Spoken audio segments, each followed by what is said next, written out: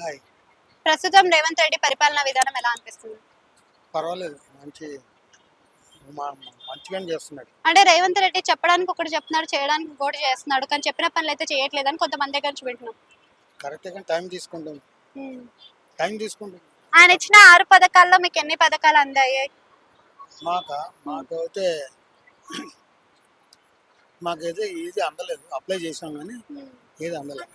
Gas cylinder గురించి, current గురించి apply చేసాం కానీ అందల. అంటే ఇప్పుడైనా యువతకు ఉద్యోగాలు వస్తాయని అంటారా మీరు ఈ ప్రభుత్వంలో అయినా?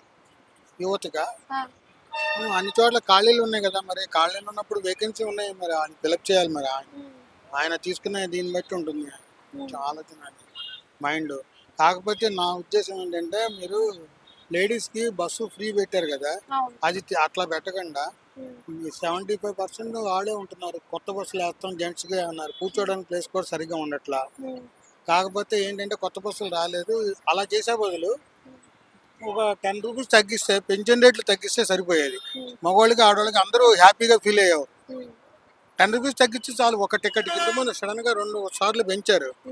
ఆ పెంచింది తగ్గించమనండి చాలు, సరిపోతుంది. అందరికి ఆర్టీసీ లాస్ కూడా ఉండదు. 3 కోట్లు 4 కోట్లు లాస్ అయింది అంటున్నారు, అది కూడా ఉండదు. అది ఆ ఉద్దేశంతో నేను నా సజెషన్ చేస్తున్నాను. ఓకే. అయితే మీరు కంపేరింగ్ టు కేసీఆర్ ప్రభుత్వంతో కంపేర్ చేస్తే ప్రెసెంట్ ఉన్న ప్రభుత్వం మీకు ఎలా అనిపిస్తుంది అసలు? అట్లా అంటారు. అది నచ్చిందా, ఇది నచ్చిందా? ఎవరిది వాళ్ళదే అన్నట్టు అంటే అంత మరీ డీప్గా నేను వెళ్ళాను. Thank you.